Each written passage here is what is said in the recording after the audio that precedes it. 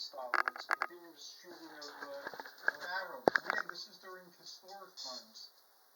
They had animatronics definitely in historic times because there are accounts of shows with animatronics. And also there's a lot of descriptions of temples where the statues move. And some people who were more sophisticated said that the statue said that it was mechanically, done with levers and things like that. But to the population, it was a moving statue. There are also descriptions of doors that automatically open when you step on a plate before the door. Like imagine if you're at a supermarket or a department store, the doors open automatically. Supposedly they had that during Hellenistic times as well. Plus, coin dispensers that dispense like hot beverages and things like that. So these were all done with human ingenuity because in that stage of history they weren't attributing everything to the gods.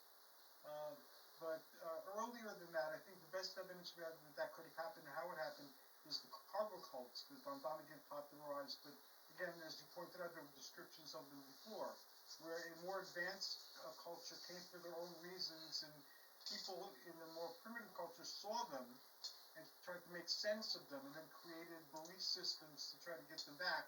And there too, they always say that they're coming back, and people are still waiting for them.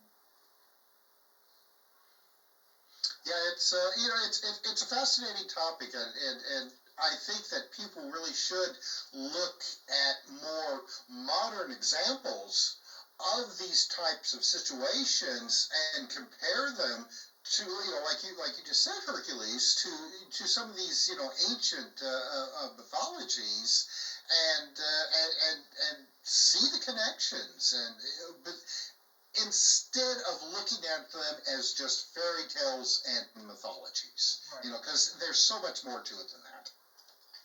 And I have things I'll add at the end too to continue the conversation. But thank you very much. That was excellent, and it really set up a great framework for the conversation. Thank you. Paul Dale Roberts. All right, Hercules.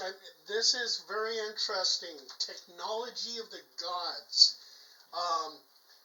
I believe that extraterrestrials, there's different type of civilizations.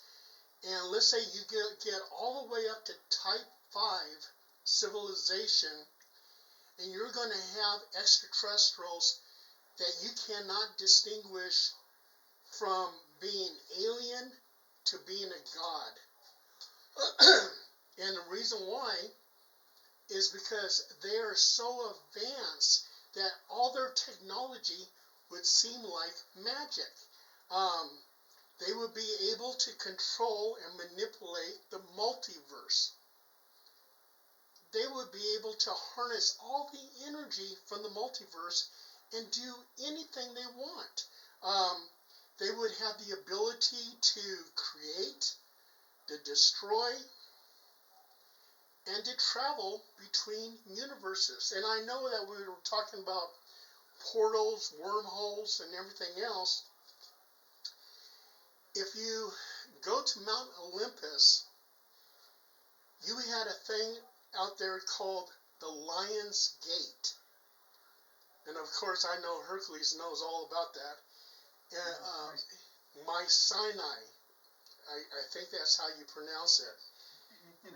Yeah, it was a massive gate, and it was built by Cyclopean giants, and it aligned with the stars, and a lot of people, archaeologists and everything else, believe that possibly it could have been a stargate, maybe able to take them from their earthly realm to their destination in the stars. I mean, it's possible, and that would be, if they were able to create this stargate, that shows you right there, their technology was very much advanced. They may have been a type 5 civilization, or they could have been something less, like a type 3 civilization, and still have the capability of creating a stargate. And and speaking of stargates, I believe the technology of the gods, I believe there could be a stargate at the Alaskan Triangle. And the reason why I say that is since the 1970s, 20,000 people have vanished, disappeared at the Alaskan Triangle. Wow. Where did they go? I mean, that's beyond me. That's a lot of people gone. And you compare it, let's say, to the Bermuda Triangle, and you only have like 1,000 people disappearing, 20 airplanes, and 50 ships. Over at the Alaskan Triangle, you got hikers, tourists, plane passengers disappearing. And the triangle is only 300,000 square mile area. In that area, people vanish. So I believe their technology, these stargates and everything else that they create, for us, with our simple minds, if we were to see this, we go, wow, that's magic. And it's not magic at all. It's high technology. And before we even did this show, we were talking behind the scenes about, I have what is called the paranormal hotline.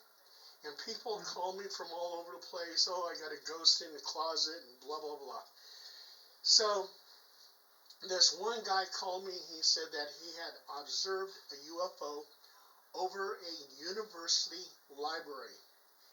He said that that UFO sent out a light beam, a scan, that engulfed the whole library. If that is true, is it possible that that scan scanned every single book in the library?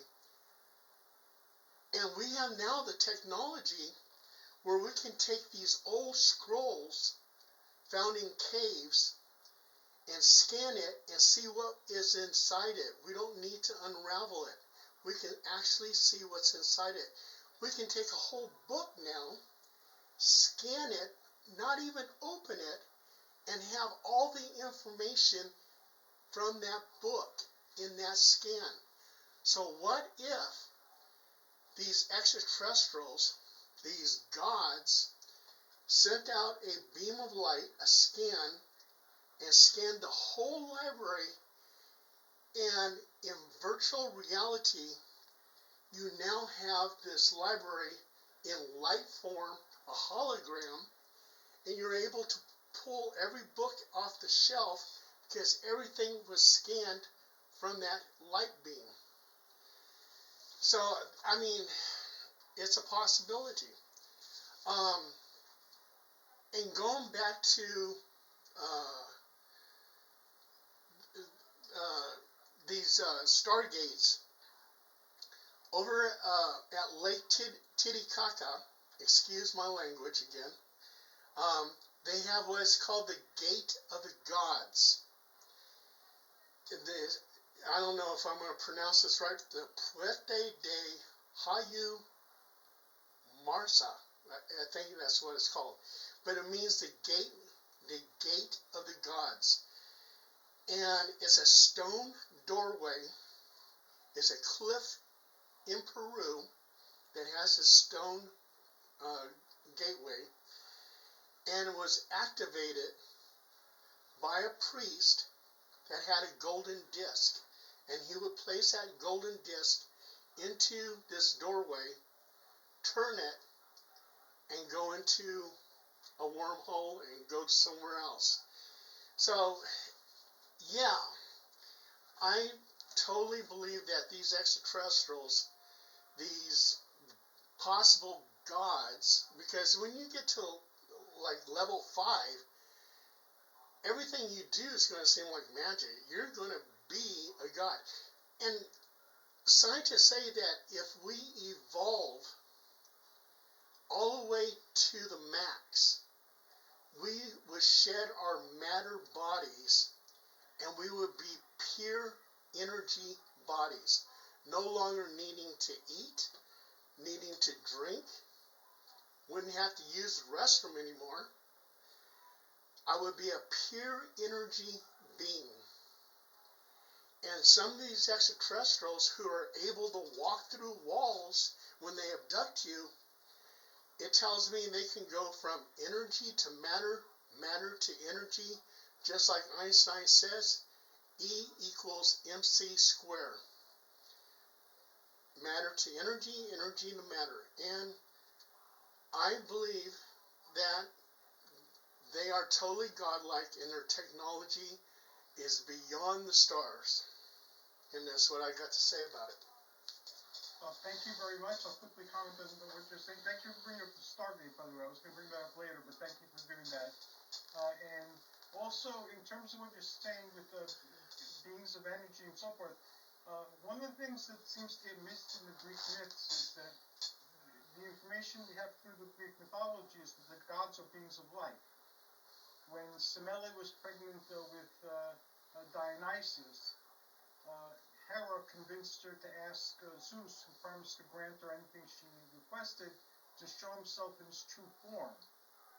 So he asked her, please change your mind, but she said no, and he appeared in his true form, which was a being of light, and he was so beyond her comprehension that it destroyed her.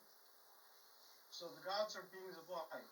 And then in the Greek mythology, they can take any shape that they want. They can appear as somebody, they can influence somebody, they can appear as an animal, they can appear as weather, so they can manifest in any way they want, and none of these manifestations is their true form.